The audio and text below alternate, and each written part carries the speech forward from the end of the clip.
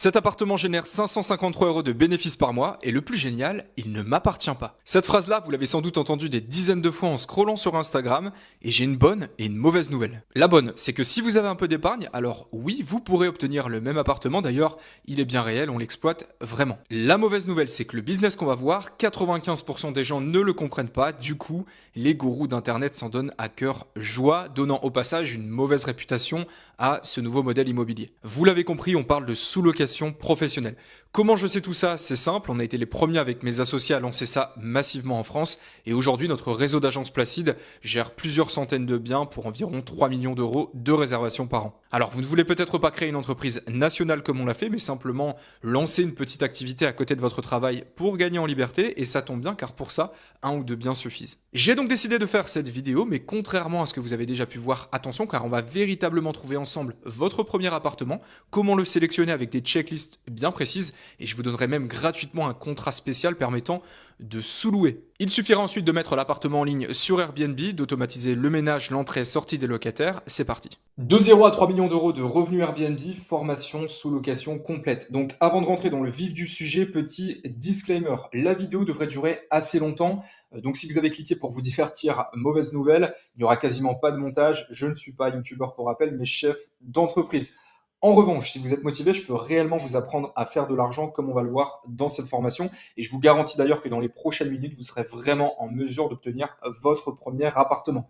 Donc pour ça, il y aura 5 grands blocs comme on peut le voir directement ici. Chaque élément avancé sera prouvé et je vais aller droit au but pour que personne ne perde de temps. Dernière chose, tous les éléments que vous allez voir dans cette formation, donc les vidéos, les scripts, les documents, les enregistrements d'appels, bref, tout ce que j'ai pu y mettre, tout sera accessible directement dans la description pour que vous puissiez en profiter. Donc, ceci étant dit, let's go, on va commencer avec le premier gros bloc, les fondations de la sous-location professionnelle. Alors, un petit rappel pour ceux qui ne le savent pas encore, qu'est-ce que la sous-location professionnelle? Alors, honnêtement, j'ai hésité à faire cette vidéo. Pourquoi? Pour plusieurs raisons, hein, mais c'est un business qui est assez méconnu, ou devrais-je dire mal compris. Et en fait, les médias nous rabâchent à longueur de journée que la sous-location, c'est interdite, etc. D'ailleurs, celui qui me dit dans les commentaires que la sous-location pro, c'est interdit, j'ai pas l'habitude de faire ça, mais honnêtement, il est banni de la chaîne. C'est à ne pas confondre avec la sous-location au sens premier du terme. Donc, typiquement, ce qu'on peut faire à travers un bail d'habitation classique, où est-ce que là, le propriétaire va donner son accord et où est-ce qu'on ne peut pas louer plus cher que le prix du loyer. Donc là, l'intérêt business, il est égal à zéro. On met ça de côté, c'est pas de la sous-location, on va dire classique, c'est de la sous-location professionnelle. Donc, en quoi consiste ce business? C'est très simple. On va chercher à louer un appartement sur un marché, tel qu'un locataire classique. La seule petite spécificité, c'est qu'on va le faire via notre bail spécifique et unique réalisé par notre avocat en droit immobilier. Donc moi, dans cette formation, j'ai décidé de vous donner un bail qui sera un petit peu différent. Vous allez voir, mais tout vous sera expliqué, vous pourrez en profiter. Et tout ça, ça va nous permettre une chose, de sous-louer en location courte durée, légalement et sans limite de loyer. Donc c'est simple, nos bénéfices, en fait, vont être la différence entre le chiffre d'affaires qu'on va générer en location courte durée qui est bien supérieur au loyer, comme on va le voir dans un instant, auquel on va soustraire le loyer qu'on paye au propriétaire et ensuite quelques charges. Donc pour accueillir les voyageurs, on utilise simplement une boîte à clés. Ça nous permet d'automatiser à 100% l'arrivée des voyageurs, de ne pas devoir être présent. Le voyageur arrive, ouvre la boîte à clés avec un code envoyé automatiquement au préalable et accède à l'appartement sans notre intervention. Pareil pour le départ des voyageurs, ils n'ont qu'à déposer la clé dans la boîte à clés, nous indiquer qu'ils sont partis. Et à ce moment-là, il y a un message qui est automatiquement envoyé à notre femme de ménage qui vient s'occuper de nettoyer le bien et de remettre la clé dans la boîte à clés pour répéter le processus avec le prochain voyageur. Donc, pour tous ceux qui nous disent la sous-location c'est illégal, il y a des frais supplémentaires à compter, je ne peux pas faire le ménage toute la journée ou accueillir des voyageurs, bon, soit vous quittez la vidéo, soit vous restez jusqu'à la fin et vous allez sans doute changer d'avis. Alors j'avais mis un petit exemple d'ailleurs ici, d'un exemple concret, hein, d'un appartement qu'on gère. Donc tous les photos d'appartements que vous allez voir aujourd'hui sont réelles et nous appartiennent. Ce sont des chiffres live réels. Je vous montrerai même ça en live directement sur notre logiciel. Chiffre d'affaires en location courte durée ici pour cet appartement sur le mois issu 1534 €. On a un loyer à 630, on a des charges à hauteur de 330 €. Ça nous donne une marge bénéficiaire sur cet appartement de 574. Alors, j'avais un exemple concret et chiffré d'un bien rentable sur une année, comme ça tout de suite vous allez pouvoir voir en quoi ça consiste. Donc c'est un appartement classique, hein, vous allez voir, qui est on va dire, très sobre avec quelques cadres, etc., un petit peu déco, qui est vachement optimisé aussi pour la location courte durée. Donc c'est un appartement comme on peut en trouver partout, un T2. C'est même un studio celui-ci, je crois. C'est un studio en plus. Donc vous allez voir les chiffres. Hop, je vais dézoomer. Je vais aller ici. Donc là, vous pourrez même faire une capture d'écran si vous le désirez et prendre ce tableau pour pouvoir derrière répéter le processus pour faire des estimations. On verra ça dans un instant.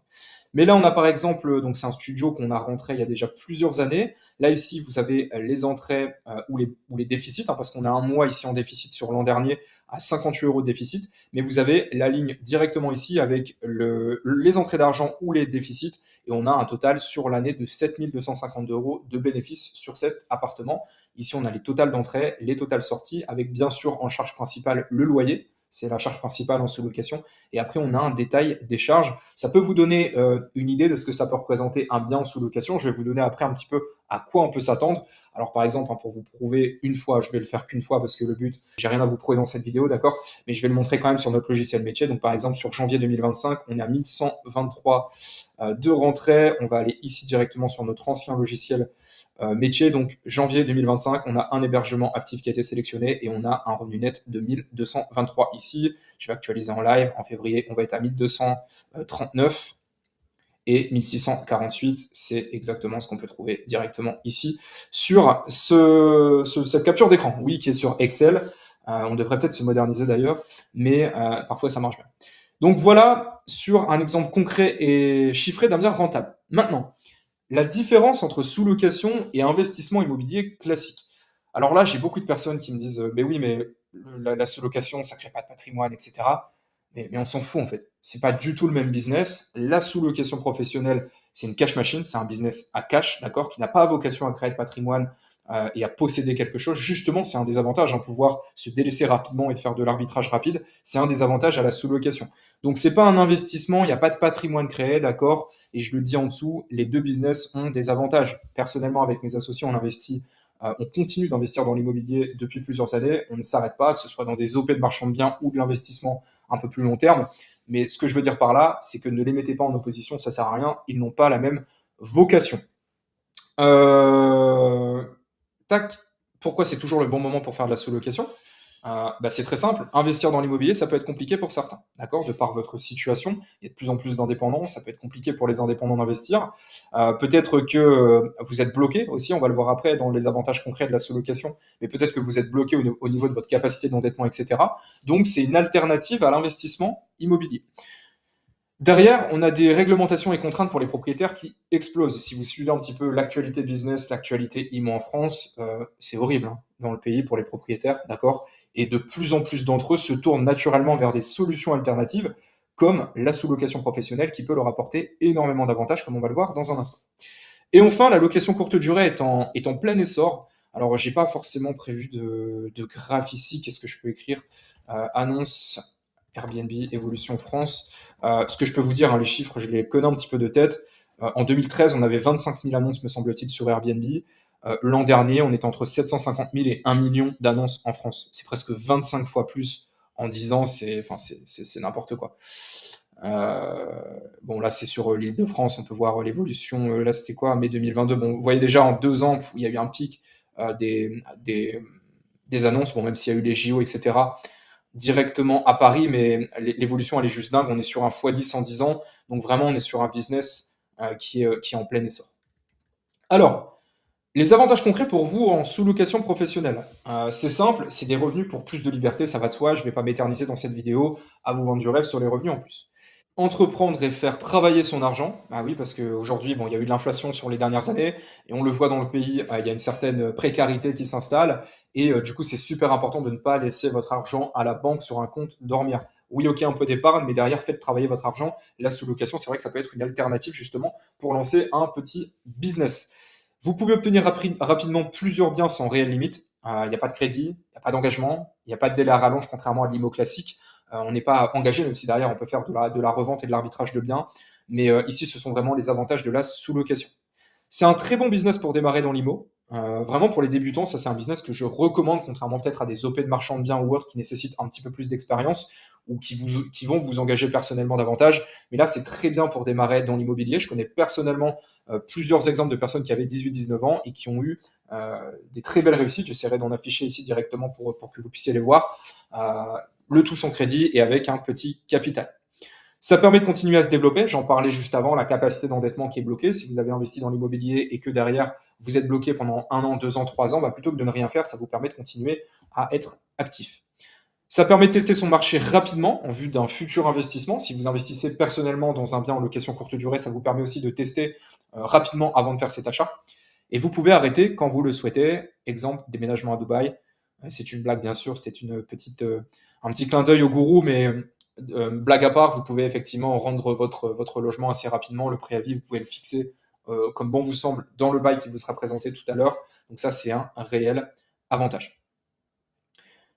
Combien vais-je pouvoir gagner chaque mois? Alors ça, c'est la question qu'on nous pose à chaque fois. Ce qu'il faut comprendre ici, c'est la différence entre la pérennité du business de location courte durée, de conciergerie, sous location pro. C'est plus approuvé. Il y a 10 000 conciergeries en France, des sous-loueurs, il y en a plein. C'est un business qui se démocratise. Donc, le business n'est plus approuvé.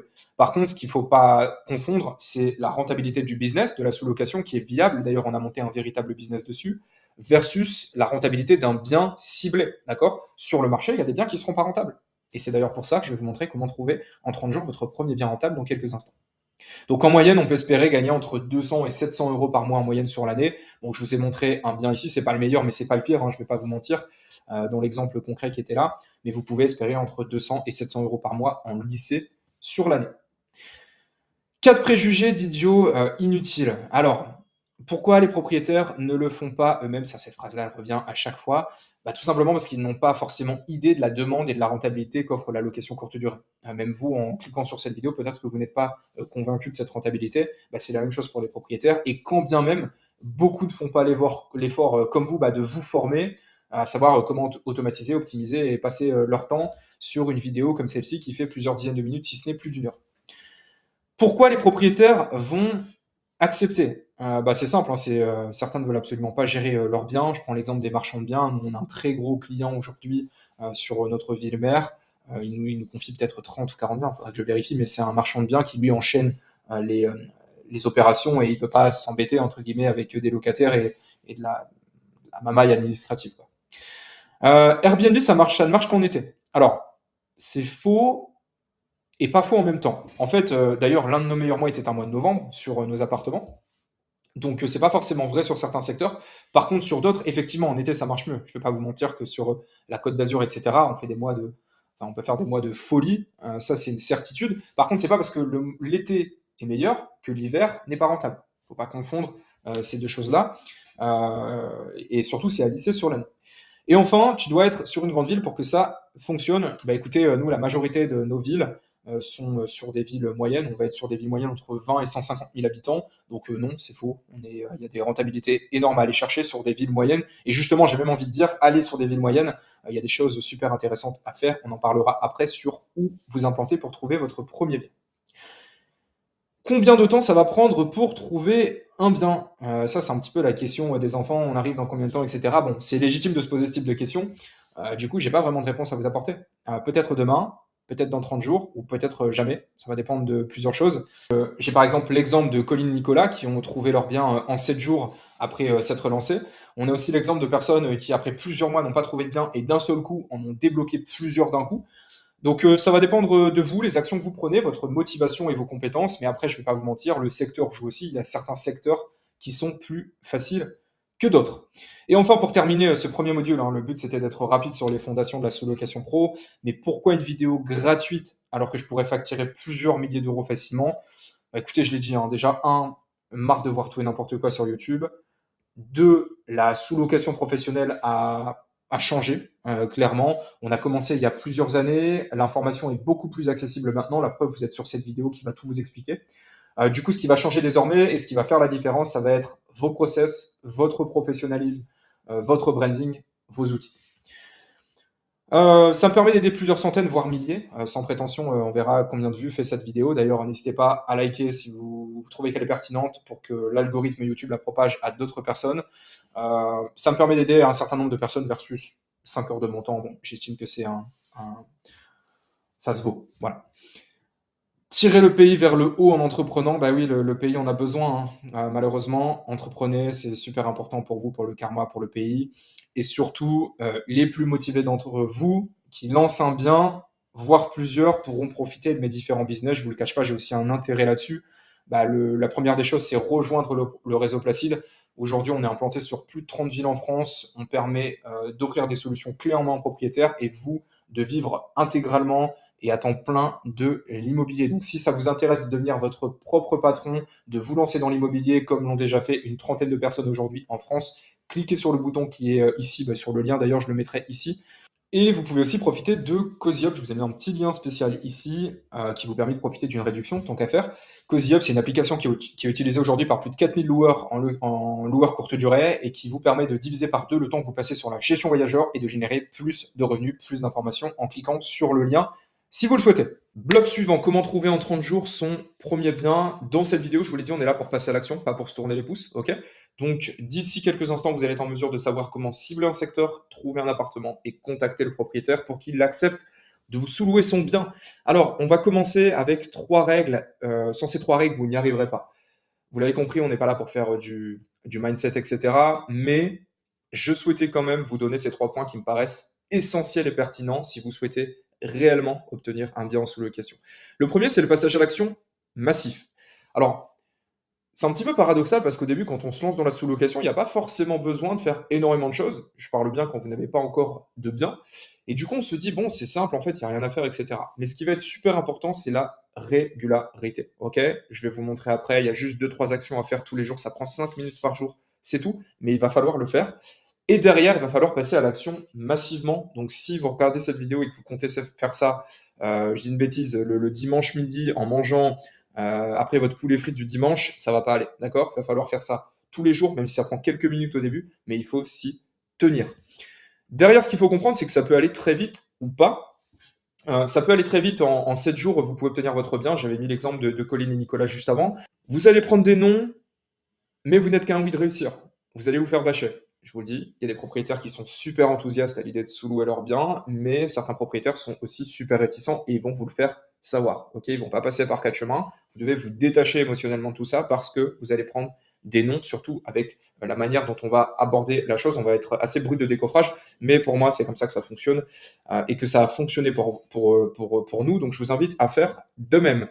Donc, retenez bien ces 3 règles. Si c'est retenu, on peut passer à la suite.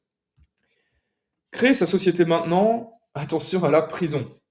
C'est une blague, vous n'allez pas aller en prison, rassurez-vous, on est surtout en France, un pays très normé où est-ce qu'on aime faire les choses. Il faut forcément une structure juridique pour pratiquer cette activité, mais vous allez voir, il y a 2, 3 petites choses que j'aimerais vous donner.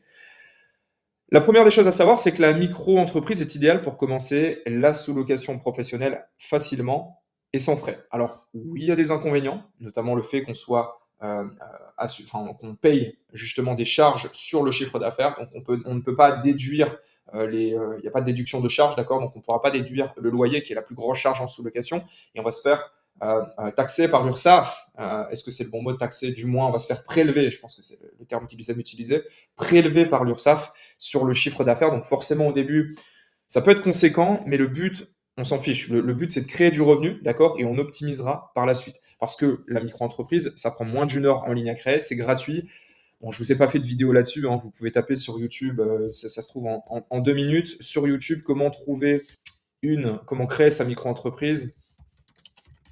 Hop, voilà, vous allez ici, voilà, créer sa micro-entreprise. Vous avez des vidéos là en 30 minutes m'envoyer, ça peut aller très vite. Je vous ai pas fait de vidéo là-dessus. Je pense que vous pouvez trouver vous-même du contenu sur Internet.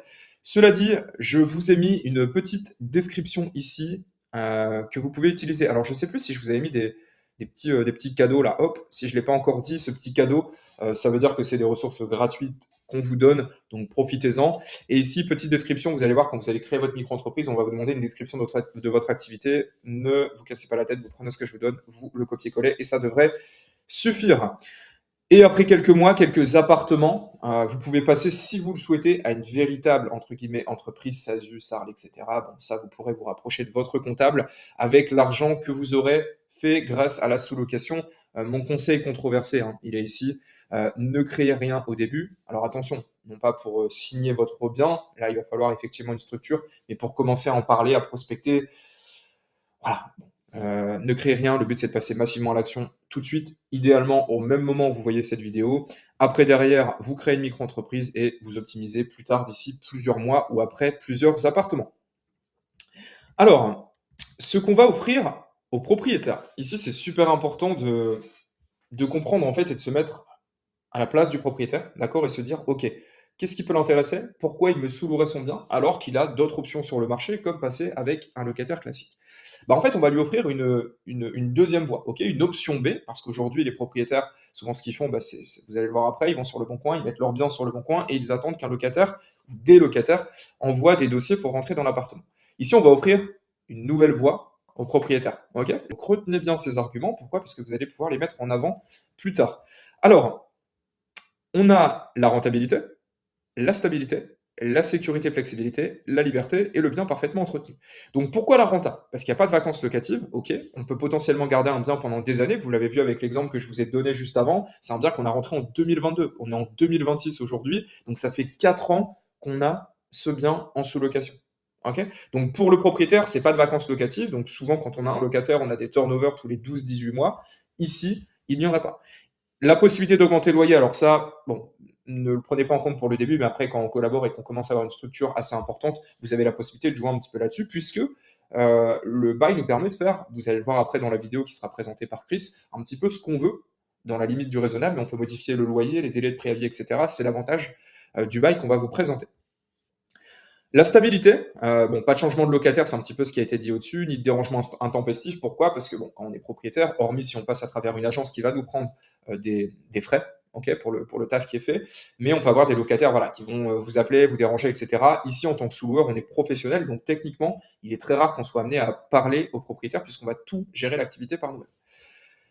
Sécurité et flexibilité, donc la possibilité de récupérer leurs biens quand ils le souhaitent. Je l'ai dit juste avant, dans le bail, on peut mettre le délai de préavis que l'on souhaite. Donc ça, c'est un élément de négociation que vous allez pouvoir utiliser avec le propriétaire. Pareil, on va vous donner des conseils par la suite, mais contrairement à un bail d'habitation classique, on n'a pas de trêve hivernale, on n'a pas de délai, ok, quand on va donner son préavis au locataire pour, par exemple, la vente d'un bien ou ce genre de choses.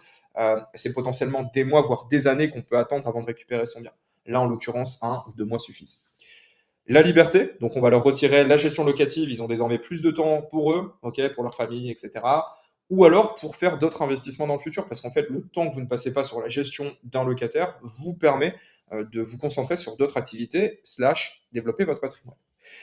Et un bien parfaitement entretenu, pourquoi? Parce qu'en fait, on va avoir un ménage professionnel qui va être effectué entre chaque séjour, donc c'est un contrôle permanent qu'on peut avoir sur le bien. En cas de dégradation, ça arrive, hein, c'est possible. On a des assurances qui sont là pour couvrir le bien. Pareil, tout ça, on le verra par la suite.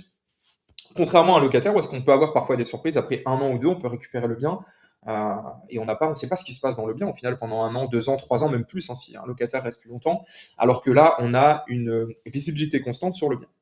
Alors, j'ai passé un petit peu de temps là-dessus, vous allez voir après, il y a d'autres documents que je vous laisserai juste à disposition, mais ça me semblait important que vous sachiez tout ça avant de passer à la suite. La suite, c'est quoi? Il y a une chose qui va être importante à vérifier avant de vous lancer.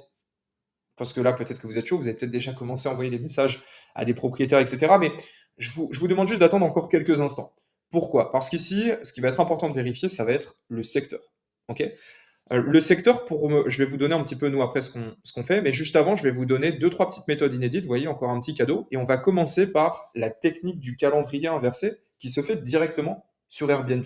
Le but, ça va être de vérifier euh, la, le taux de remplissage, on va dire, d'une ville ou d'un secteur, du moins de l'estimer.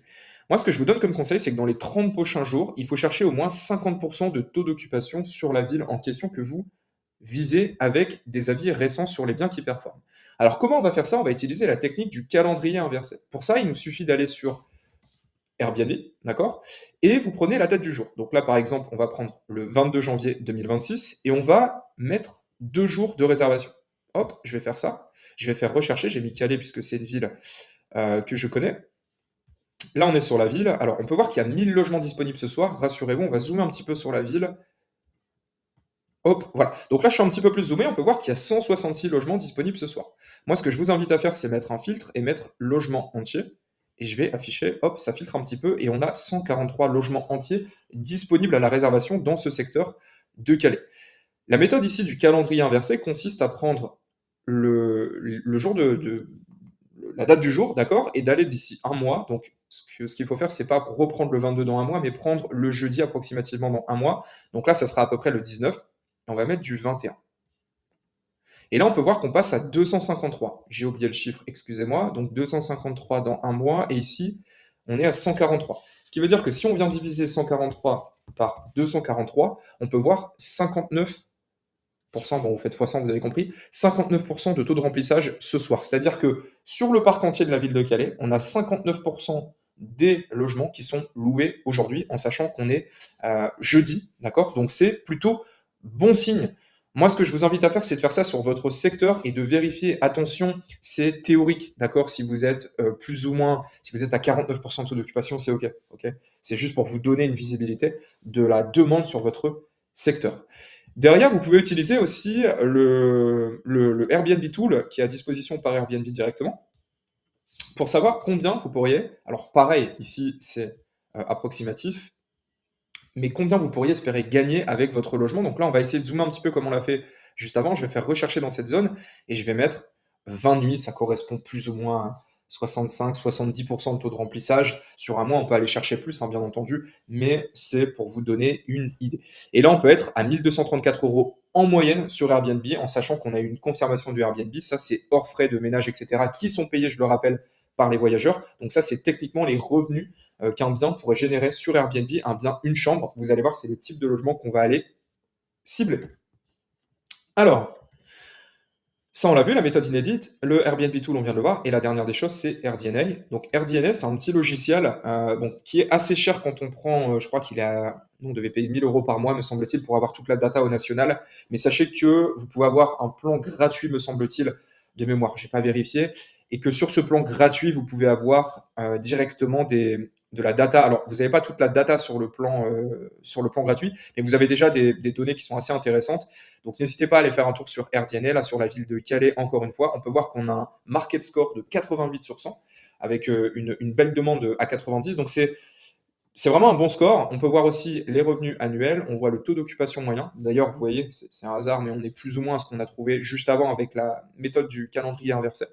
Donc, ça vous donne de la data en plus, et pensez à aller vérifier cette data avant d'aller plus loin dans vos recherches de secteur, sachant que derrière, hop, je l'ai mis ici, le but c'est d'être, si c'est votre premier bien que vous n'avez pas forcément d'expérience, essayez d'être à moins de 45 minutes, moins de 30 minutes c'est vraiment l'idéal, moins de 45 minutes maximum, et si vous habitez une grande ville où est-ce que vous avez l'habitude de vous déplacer, d'avoir des bouchons et de prendre du temps pour vous déplacer, style Paris, etc., bon, essayez de viser dans les 1 heure autour de chez vous.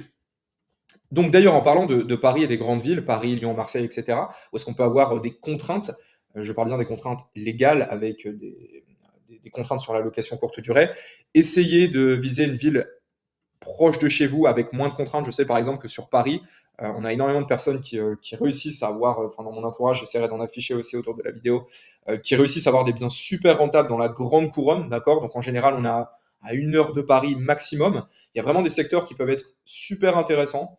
Donc essayez de vous renseigner là-dessus. Je pense notamment à, de tête, hein, il y avait Cergy au nord-ouest. On a aussi toute la partie est avec Chessy, j'ai oublié la ville, Marne-la-Vallée, etc. avec Disney. Il y a vraiment beaucoup à faire aussi. Donc renseignez-vous là-dessus, c'est vraiment spécifique, mais vous pouvez essayer de regarder ce qui peut se faire autour de chez vous en utilisant les méthodes que je vous ai données ci-dessus. Sachez qu'avec Placide, nos villes sont principalement entre 25 et 150 000 habitants. D'accord? Donc ça peut vous donner une idée. Si vous le souhaitez, vous avez nos villes qui sont ici avec les agences existantes, les ouvertures prochaines. Et vous pouvez voir on est sur des villes moyennes en France. Et nous, c'est notre stratégie. On vous recommande vraiment d'être sur des villes moyennes. C'est là où est-ce qu'on peut faire bon, le meilleur, selon nous, rapport qualité-prix. Forcément, sur les grandes villes, on peut avoir des chiffres d'affaires indécents, mais on peut avoir aussi des réglementations qui sont contraignantes. Attention aux cas spécifiques comme les Pays Basques, d'accord? Donc bon, ça, on a des lobbies, des réglementations qui sont assez fortes, donc évitez ces zones-là. Donc je pense notamment aux Pays Basques parce que c'est celle qui a fait le plus de bruit. Et moi, ce que je vous conseille, c'est que s'il y a moins un hôtel, il y a du business. Ok? Donc vous regardez sur votre secteur, en général, Les hôtels dépensent des sommes faramineuses en budget marketing, en budget d'implantation pour faire des études, etc. avant de construire leur hôtel. Donc sachez que s'il y a au moins un ou plusieurs hôtels dans la zone, c'est bon signe. Vous pouvez aussi regarder au niveau de l'hôtel si c'est un hôtel qui tourne bien, s'il y a des avis récents et aussi le prix à la nuit pour que vous puissiez vous projeter sur combien vous allez pouvoir générer. Ok, donc une fois que vous avez vérifié ça, vous avez trouvé, bon, vous avez un secteur, vous pensez qu'il est bon, on va maintenant s'attarder sur le type de bien à aller chasser. D'accord? Donc vous avez votre secteur, maintenant quel type de bien on va aller prospecter? Alors, si ça veut bien s'ouvrir, pourquoi ça ne veut pas s'ouvrir? Voilà, super. Bon, pour aller droit au but, si c'est votre premier bien, studio T2, ok? Rien d'autre. Vous ne prenez pas la tête, studio ou T2. On va essayer d'aller viser des loyers entre 400 et 800 euros en fonction de la zone. Le loyer, on va essayer d'aller, enfin les avantages en fait du studio T2, c'est simple, hein. Hop, je sais pas pourquoi j'ai un petit bug là, comment ça se fait? Je vais actualiser ma page. Est-ce que ça va mieux? Ouais. J'ai pas l'impression que ça aille mieux là, c'est quoi ce truc? Ah, les aléas, hop. Bon, c'est peut-être parce que j'étais pas bien sur le truc. Bref. Studio T2 pour démarrer, loyer visé entre 400 et 800 euros. Il y a plein d'avantages sur les studios et les T2 quand vous démarrez, et je pense vraiment que c'est la typologie de biens que vous devez cibler. Encore une fois, tous les biens que je vous mets ici sont des biens qui nous appartiennent, qu'on exploite ou qu'on a exploité dans le passé. Les avantages du studio T2 pour moi sont clairs. C'est le loyer le plus bas possible. Forcément, on va être sur des surfaces qui vont être les plus petites, d'accord, contrairement à des T3, T4, etc. Frais de ménage et blanchisserie minimes, forcément plus petite surface égale coût limité. Meilleur rapport qualité-prix location. Ok. On peut avoir un éventail de clients assez large. On peut avoir des travailleurs qui sont tout seuls en déplacement. On peut avoir des couples qui viennent profiter du week-end. Et on peut même avoir des familles avec un enfant avec la possibilité de mettre un canapé lit dans le salon. Donc vous voyez, typiquement, ça c'est un T2 qu'on exploite. Et on peut voir que dans le salon, on a un canapé lit qui nous permet du coup d'accueillir, bon, en fonction du canapé lit, 3 ou 4 personnes, contrairement à 2 si on a une seule chambre sans canapé lit. On a aussi un petit studio. Alors c'est marrant parce que le studio, on a beaucoup d'a priori à première vue. Quand on se dit studio, ça fait un petit peu, on repense à nos études, voilà, au petit studio qu'on avait quand on a démarré dans la vie. Sachez aujourd'hui que sur le parc locatif français, et c'est quand même à souligner, on a des propriétaires qui font quand même des choses super intéressantes aujourd'hui sur des petites surfaces, au goût du jour, etc. Donc vraiment, on peut trouver des studios très intéressants. Et basiquement, hein, quand on prend une chambre d'hôtel, dans la majorité du temps, on a un studio, hein, ni plus ni moins. Sauf que là, on va avoir une kitchenette, donc la possibilité d'avoir aussi une cuisine. Et ça, pareil, contrairement à quelqu'un qui peut aller à l'hôtel qui n'aura pas la possibilité de cuisiner, ça, c'est du marché qu'on peut aller chercher. Donc là, par exemple, c'est un petit studio qu'on exploite, vous voyez, qui est très sympa. On a un lit fixe, un petit coin bureau, une kitchenette, une salle de bain, c'est très bien. Ça fait 20-25 mètres carrés, voire un petit peu plus, mais c'est des formats qui plaisent.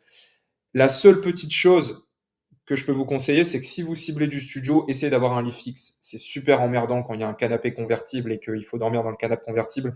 Le voyageur n'a pas envie de faire son lit lui-même. Donc moi, ce que je peux vous donner en conseil, c'est que si vous visez du studio, ça peut être très bien pour démarrer, mais partez sur un lit fixe. Et après, derrière, quand vous aurez plus d'expérience, vous avez la possibilité d'aller sur du T3, T4, maison ou villa. Là, c'est une villa qu'on exploitait, qu'on a rendue en toute franchise, qu'on a rendue après quelques temps. Bon, c'était pas par rapport au bien et à sa rentabilité, c'est juste on a eu des raisons en interne qui nous ont poussé à la rendre. Mais ça, c'est une villa qu'on a exploitée dans le sud, me semble-t-il, à Aix ou Salon de Provence. Toujours est-il que sur ce type de bien, on a peu de concurrence sur cette typologie, ça c'est l'avantage. Vous avez la possibilité de vous démarquer avec des biens d'exception, mais ça demande de l'expérience car les loyers et les charges sont élevés. Forcément, une villa, vous vous doutez bien que vous n'allez pas payer le même prix qu'un studio, même si derrière, en termes de chiffre d'affaires, on peut être sur des sommes indécentes. Et quand vous prenez une réservation d'une semaine sur une villa, forcément, c'est des sommes qui sont conséquentes à 4 chiffres. Ok? Alors, les types de biens à chasser. Meublé ou non meublé? Bon, tac, meublé. Très clairement, je vous ai mis quelques avantages, inconvénients, mais si vous démarrez, ne vous prenez pas la tête. Meublé, pourquoi? C'est déjà prêt ou presque à l'emploi. Il n'y a pas ou peu de cash à sortir. Ok? Quand, pareil, vous aurez plus d'expérience, peut-être que vous pourrez aller sur des biens non meublés, avec la possibilité du coup de garder le bien pendant assez longtemps. Il y a moins de concurrence aussi du coup de propriétaires qui sont prospectés sur la location de biens nus. Et ça peut être à garder en tête. En toute honnêteté, nous, sur notre centaine de biens, enfin notre plusieurs centaines de biens, parce qu'on en gère 350 au moment où je tourne cette vidéo, euh, c'est que du meublé. Enfin, quasiment que du meublé de tête. Après, étant donné que c'est des agences maintenant qui gèrent, j'ai peut-être pas toute la visibilité nécessaire, mais j'ai très rarement entendu des biens non meublés en sous-location. Ça peut être, en fait, je vous ai donné cette technique parce que je l'ai déjà entendu, je l'ai déjà vu, mais nous, on est assez fan du logement meublé. Alors, y a-t-il des quartiers à éviter? Il faut absolument viser les lieux avec un intérêt et une attractivité. Donc je vous ai mis un petit screenshot ici, là, c'est la ville d'Arras. Donc on a nos appartements ici, je vais aller sur Google Maps pour vous montrer. Mais en gros, ce qu'il faut comprendre, c'est que vous devez viser les quartiers hypercentres, gare. Attention gare, parce que souvent c'est des quartiers qui sont un petit peu craignos, ok.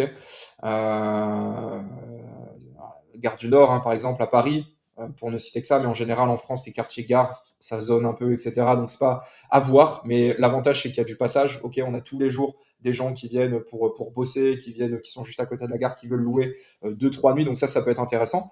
Quartier historique, quartier d'affaires, proche des hôtels et tout autre lieu stratégique. Ok, donc ça peut être vraiment à garder en tête. Pourquoi? Je vais aller sur Google Maps.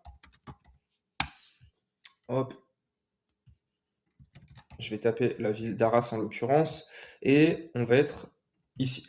Alors, le but, vous voyez, vous avez des petites zones jaunes ici, là. Alors, me semble-t-il que c'est les zones piétonnes ou centre-ville, je sais plus ce que ça veut dire exactement, mais c'est bon signe. Ok, quand vous êtes là, c'est en général que c'est des zones avec un fort intérêt. Il me semblait que c'était piéton, mais je me suis peut-être trompé. Dans tous les cas, en fait, ça signifie que c'est le centre. D'ailleurs, n'hésitez pas à me dire en commentaire ce que ça signifie exactement. Mais c'est des zones commerciales, me semble-t-il, ou autre. Enfin bref, c'est là où est-ce qu'on peut avoir du monde. Donc là, on a un appartement qui est dans cette zone, juste à côté de la place des Héros à Arras, hein, qui est la place historique de Arras. Super belle place au passage. Et le but, ça va être que vous soyez ici. Ok, donc on a la place qui est là, on a la gare qui est juste ici. D'accord. Donc vous voyez, en fait, ce secteur-là, c'est un secteur qu'on va privilégier. Après, ce que je vous ai dit tout à l'heure, c'est qu'il faut cibler des zones où est-ce qu'on a des hôtels. Je vais taper hôtel. Je vais dézoomer un peu. Hop, voilà. Ah mince, je dézoome pas sur la carte, je dézoome sur mon écran. Voilà, c'est ici. Voilà. Là, vous allez taper hôtel. Hop. Et là, on a les hôtels qui apparaissent. Le but ici, bon, déjà, on voit qu'il y a beaucoup d'hôtels ici. Donc, les hôtels ne s'implantent pas au hasard, comme je vous l'ai dit. Donc, on peut voir qu'on a beaucoup d'hôtels dans cette zone. On en a un petit peu à gauche ici, mais globalement, c'est là. Donc, en fait, c'est ici que vous devez trouver idéalement votre appartement. L'avantage, c'est que vous pouvez ici voir une zone d'attractivité. Derrière, vous pouvez aussi comparer les prix des hôtels. C'est toujours intéressant de se positionner par rapport au prix des hôtels parce que c'est un concurrent, c'est une alternative que le voyageur peut avoir. Surtout que sur des plateformes comme Booking, par exemple, on va être directement en concurrence avec eux. Et là, on peut voir, par exemple, donc on est jeudi, que ce soir, on a des nuits qui démarrent à 65 euros, et puis en moyenne, on est à 70, 80, 90 euros. On a des hôtels un petit peu plus chers à 100, mais c'est très bon signe. Donc, vous voyez cette zone-là, on a de la demande, on a des prix décents, et on peut se positionner ici. Donc, on a un appartement, nous, qui est dans cette zone, et qui cartonne hein, depuis plusieurs années. Pareil, je crois qu'on l'a depuis 2022, donc ça fait 4 ans qu'on a cet appartement, et c'est un appartement qui est super rentable, et qu'on garde bien entendu. Alors, après les quartiers à éviter, la liste des 10 critères de sélection. Donc encore une fois, un cadeau qu'on vous donne. Je ne vais pas forcément commenter cette liste. Voici 10 critères que vous devez regarder au moment de prendre un appartement. Le but, c'est de pas d'avoir les 10, ok, mais pensez à regarder cette checklist. Quand vous le prenez, le but, c'est d'en avoir forcément plusieurs. DPE, logement pris à l'exploitation, etc. C'est des choses en fait qu'on va se dire, ok, bah en fait j'ai ma checklist, est-ce qu'un maximum de points sont remplis? Vous le prenez, je ne vais pas la commenter, vous allez comprendre assez facilement. Bon, là, on est vraiment dans le concret, les 3 méthodes pour trouver votre premier appartement. Bon, vous avez le secteur, vous savez où le chercher. Maintenant, je vais vous donner comment le trouver grâce à des méthodes précises. On va tout vous donner ici, les templates, quand contacter le propriétaire, où le contacter, etc. On commence avec la méthode numéro 1. Méthode, c'est un petit peu marrant ça, parce qu'il n'y a personne qui le recommande, ça, de ce que j'ai pu voir. C'est votre téléphone. Je vous recommande vraiment cette méthode, vous allez comprendre pourquoi. Votre téléphone, qu'est-ce que ça veut dire? En fait, c'est tout simplement le bouche à oreille. Pourquoi? Parce qu'il est plus facile de se faire entendre par quelqu'un qu'on connaît déjà que par un inconnu. Pourquoi? Je vous ai mis un petit exemple d'ailleurs ici, je vous le montrerai après.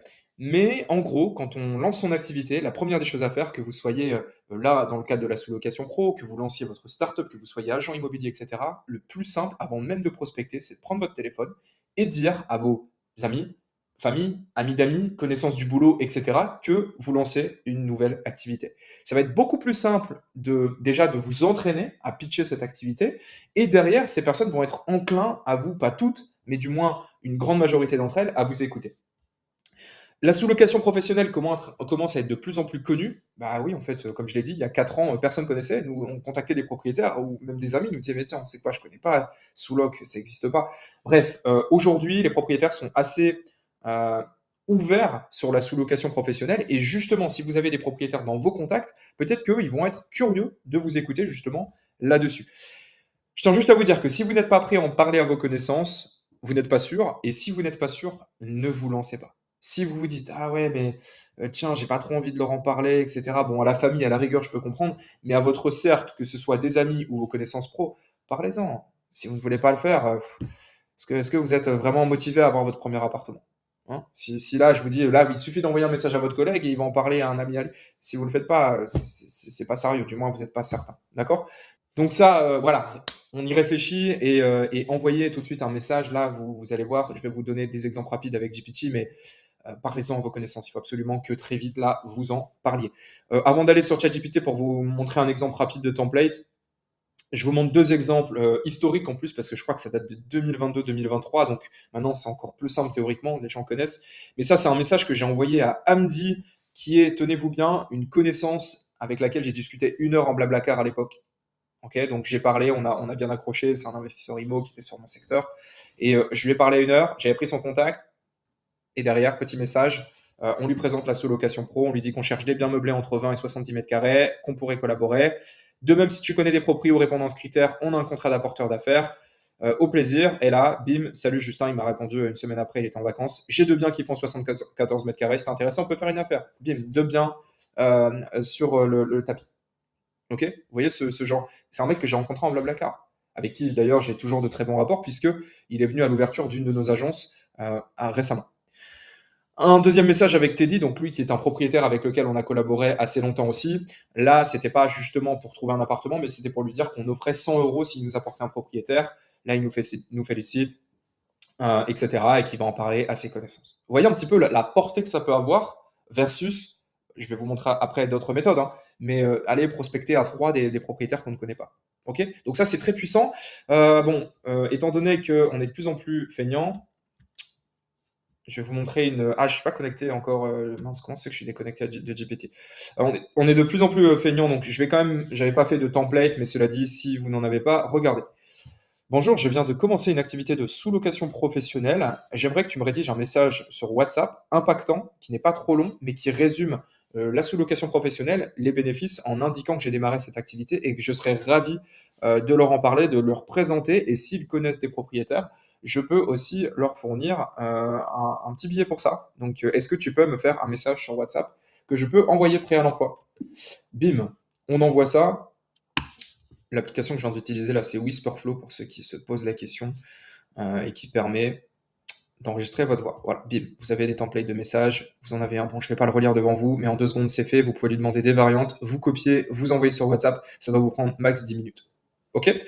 Donc, voilà pour le téléphone, je vous invite vraiment à le faire avant même de commencer votre prospection Le Bon Coin. Numéro 2, l'indétrônable, Le Bon Coin. Vous étiez obligé d'y passer, c'est simple, hein, c'est là-dessus que tous les propriétaires vont pour mettre leurs biens en location, donc forcément, nous, on va où le gibier est. Le Bon Coin, donc comment ça marche? Je vous ai mis déjà des exemples de retours positifs. Bon, il y en a pas mal, vous pouvez regarder un petit peu ce que ça donne, comme ça vous pouvez vous projeter, ça peut vous donner une idée.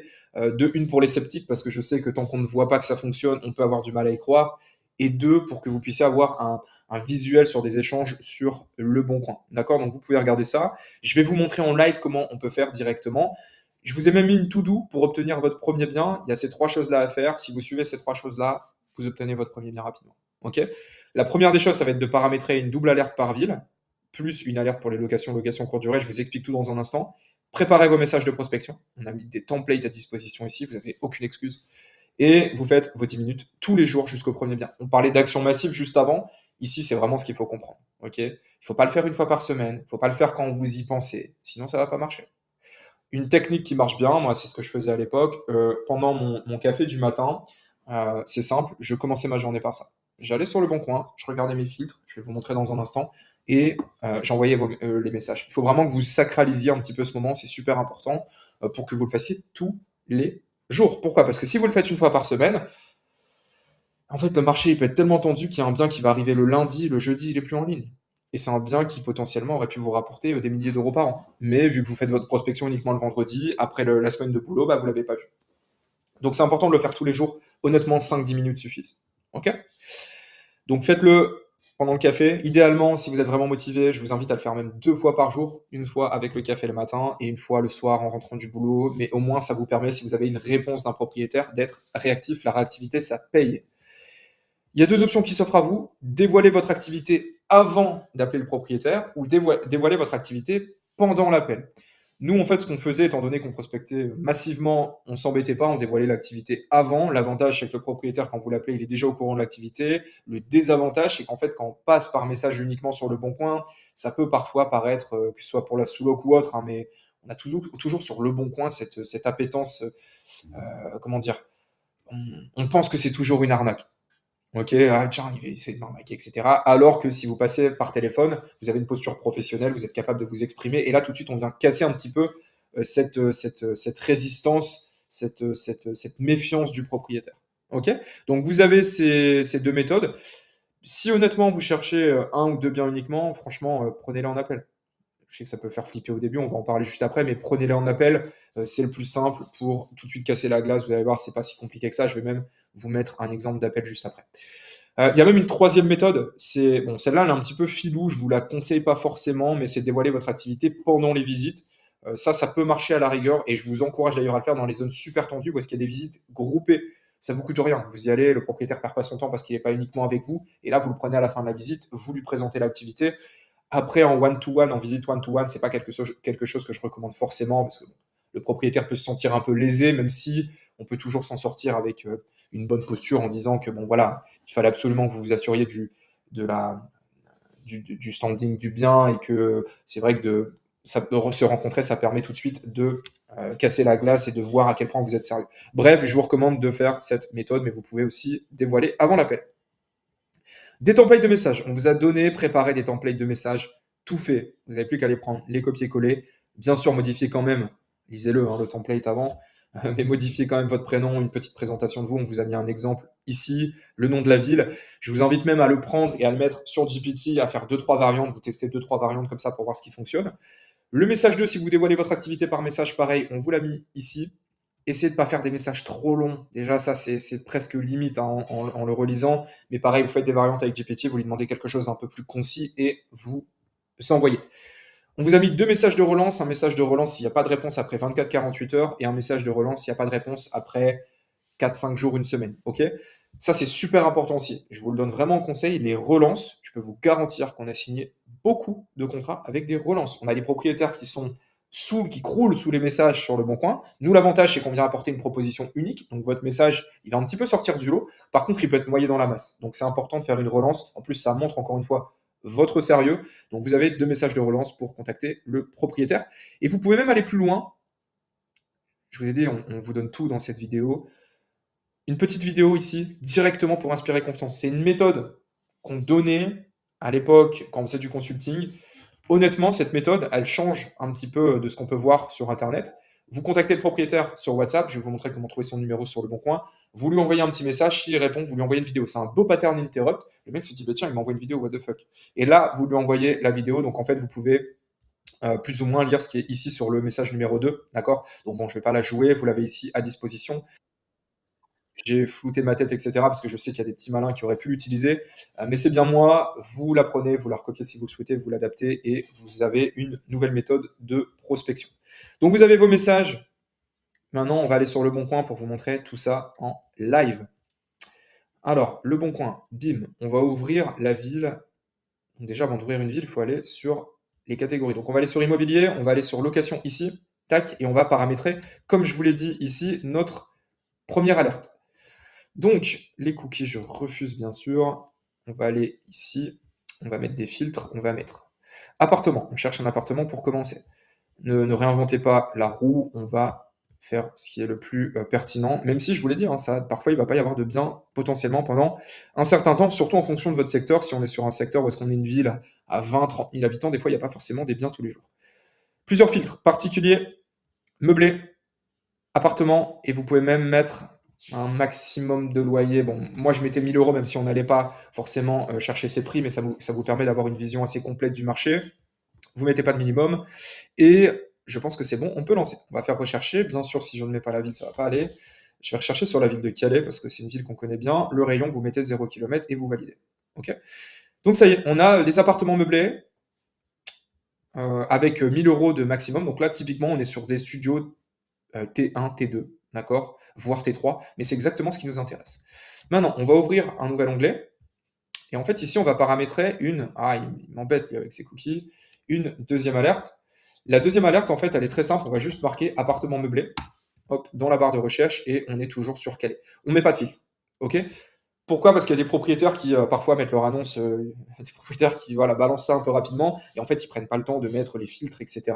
Donc du coup en fait ils vont marquer meublé dans l'annonce, c'est ce qui nous intéresse, et comme ça on ne passe justement pas à travers certains biens comme on va le voir dans un instant. Donc ça, une fois que vous avez vos deux filtres, vous sauvegardez les recherches, vous avez vos deux filtres qui sont ici dans vos recherches, et tous les jours vous allez aller checker les nouveaux apparts et envoyer des messages. 5-10 minutes par jour, pas plus. Ok? Donc, la première fois que vous allez faire ça, forcément, vous allez avoir pas mal d'appartements. Moi, ce que je vous conseille ici, alors, quel filtre on va prendre? On va prendre celui-ci. Voilà. Donc, d'ailleurs, vous voyez, attendez, cet appartement-là, hier à 15 heures, appartement meublé F de Proche-Gare, vous voyez, si on n'avait pas mis ce filtre-là, on serait passé à côté. Ah non, pardon, il est ici. Ah, mais je suis sûr que je peux trouver un exemple. Bon, on s'en fout hein, d'ailleurs du bien, mais. Ouais, celui-là, là, j'ai l'impression qu'il n'est pas sur le deuxième filtre. Celui-là, il n'est pas sur le filtre meublé. Ok. Donc bon, bref, vous avez compris l'intérêt de mettre deux filtres. Je vais fermer celui-ci, il faudra faire ce que je vous montre sur les deux filtres. Donc là, en fait, tous les jours, vous allez vous connecter. Donc la première fois, bien sûr, vous allez faire tous les appartements. Et vous allez vous connecter et checker les appartements de disponibles. Pour ne pas perdre votre temps, ne commencez pas à regarder et à éplucher les annonces dans les moindres détails. Dans les moindres détails, il faut aller vite. Donc en gros, moi déjà, après des mois de prospection, ce que je faisais, c'est que j'ouvrais uniquement les appartements en un clin d'œil qui m'intéressait. D'accord. Donc là, potentiellement, je vois un T2 avec un canapé convertible, ça peut être intéressant. Je l'ouvre. Je vais mettre ça ici, comme ça vous allez le voir. Euh, ça m'intéresse, je vais l'ouvrir. Bon, ça m'a l'air. Bon, pourquoi pas, je vais l'ouvrir quand même pour checker. Ça j'ouvre. Bon, il y a l'air d'avoir pas mal d'appartements intéressants. 780, c'est un petit peu hors budget pour moi pour Calais, mais je vais quand même ouvrir, c'est pour vous montrer. Ça m'a l'air d'être un top format, appartement une pièce, donc ça m'a l'air d'être un studio, 470 euros, ça m'a l'air pas mal. Ça, un lit comme ça, une place, on veut pas. On peut toujours négocier avec le propriétaire hein, derrière de mettre un lit un peu plus grand, mais bon, ici je vais pas l'ouvrir, on en a au début. Ça, je l'ouvre pas, vous voyez, je vois le sol, etc. Ça m'intéresse pas. Ça peut être intéressant. 110 euros, c'est pas très cher pour 37 mètres carrés pour un T3. Bon, bref, et ça aussi, je vais l'ouvrir ici parce que ça m'a l'air d'être un format qui est intéressant. Celui-là, je vais pas l'ouvrir. Vous voyez, bon, il y a trop de choses à changer. Je vois déjà le sol qui est pas top.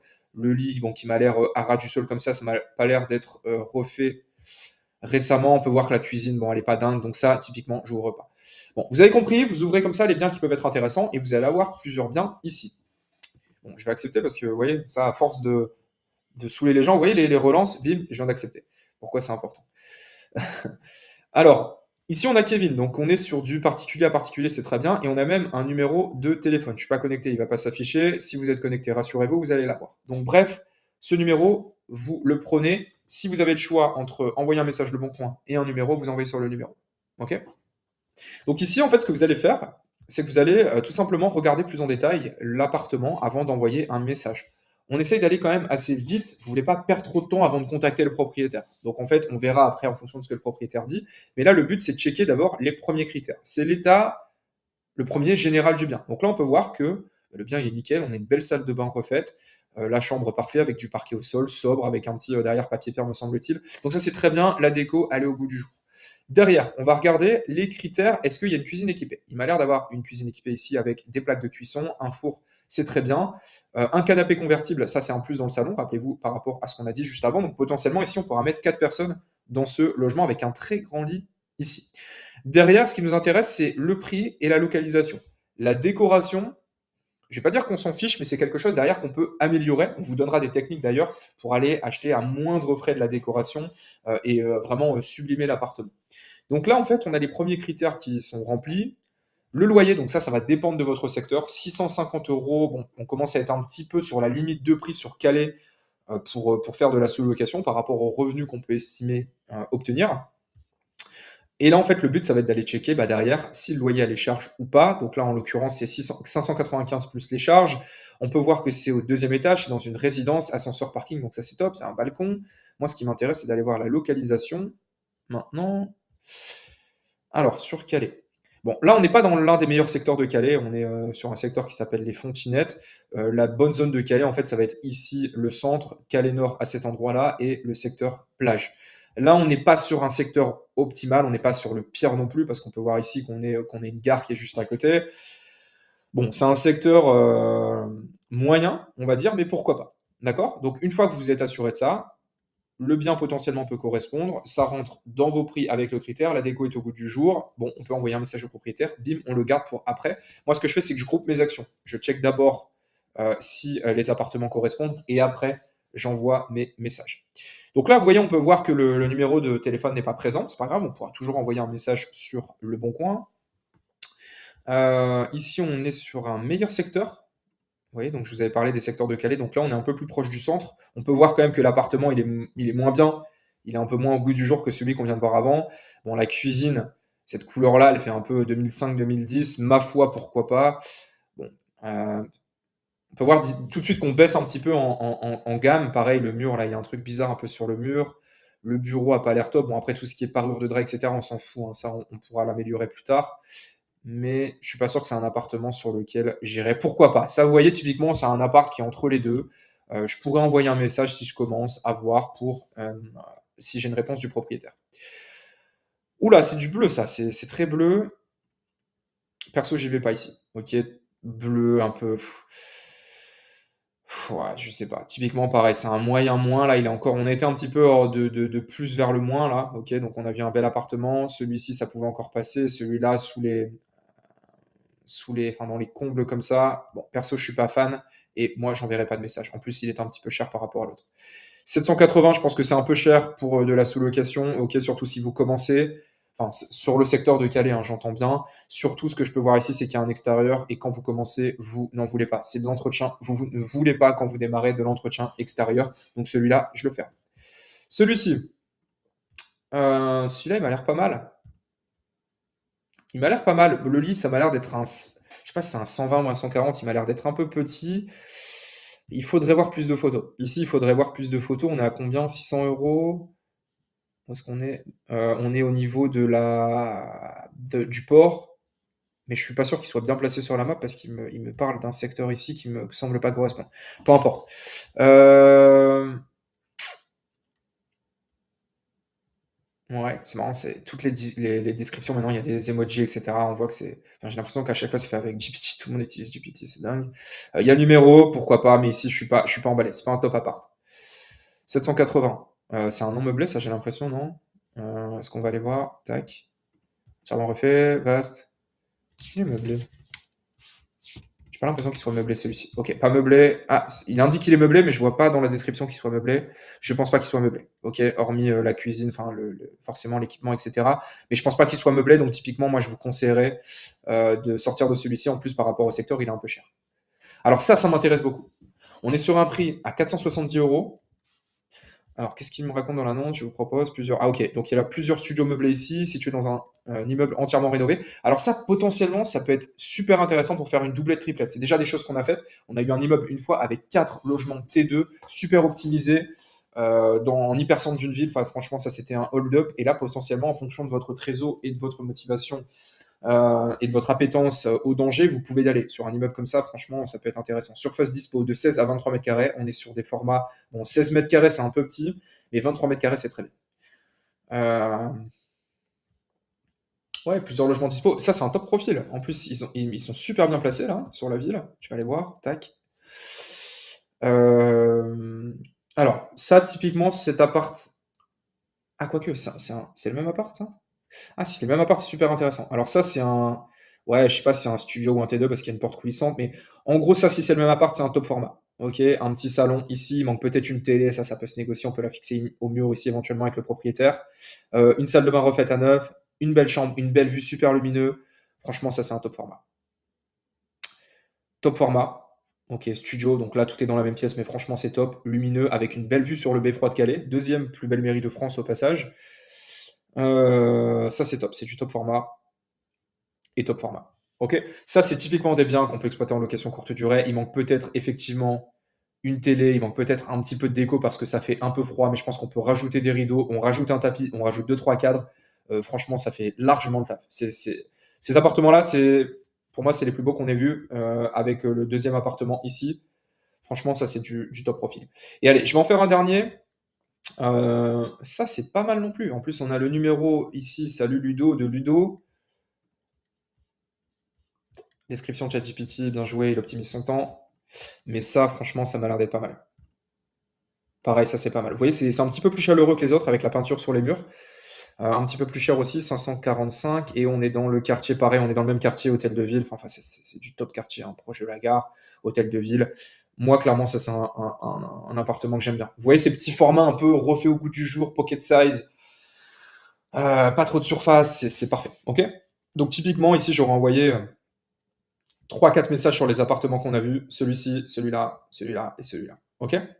Donc bim, vous prenez, vous envoyez les messages, idéalement directement sur le numéro de téléphone, ok, comme ça on évite de trop spammer le bon coin. D'ailleurs, petite mention, si sur le bon coin vous faites bannir, ça peut arriver. Je vous donne deux, trois tips. Utilisez un compte qui a de l'ancienneté, ok, si vous créez un nouveau compte et que vous envoyez 30 messages, vous allez être bloqué directement. Si vous êtes bloqué, faites une petite demande au support en leur expliquant que voilà, bah, vous êtes en recherche d'appartement, etc.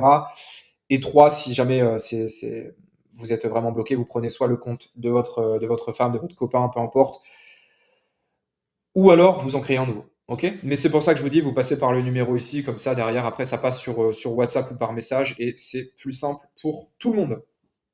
Alors, bah écoutez, on a tout vu, hein. Je vous ai montré comment contacter les propriétaires sur le bon coin, comment mettre les doubles alertes, ça c'est super intéressant. Mettez bien les doubles alertes directement sur votre compte et faites-le 5-10 minutes par jour.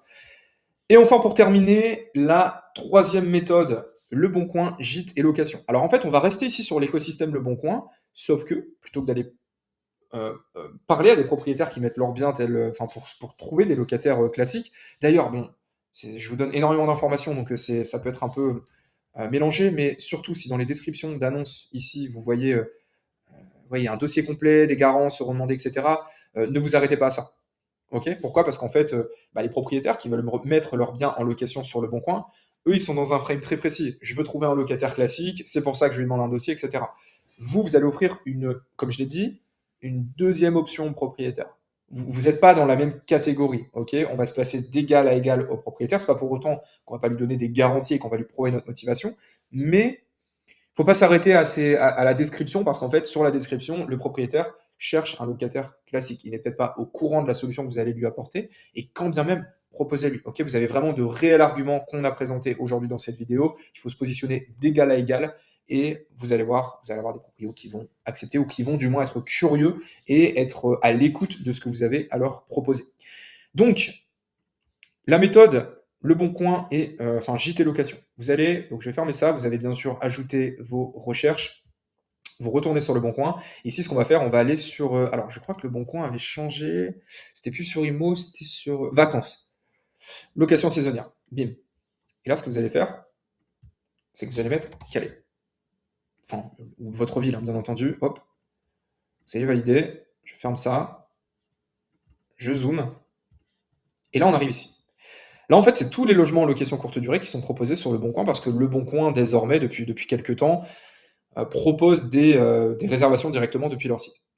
Donc là, ce qu'on va faire, le but, ça va être d'aller parler à des propriétaires qui ont déjà leur bien en location courte durée, mais, je le précise ici, qui peuvent en avoir marre. Qui peuvent en avoir marre, pourquoi? Parce qu'ils ne connaissent pas forcément les méthodes pour optimiser et automatiser, méthodes que vous allez découvrir dans cette vidéo ou par vous-même.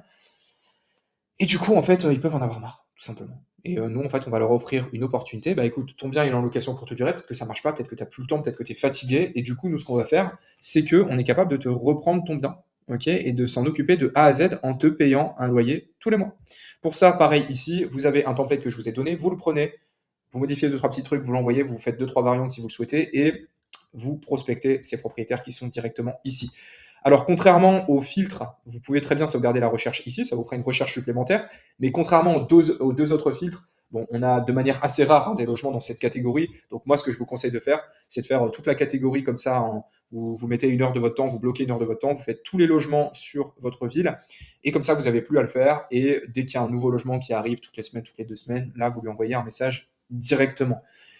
Pour info, ne prospectez que les logements dans les secteurs qui vous intéressent, ça va de soi. Et surtout, si vous voyez des logements qui cartonnent avec des belles photos professionnelles, etc.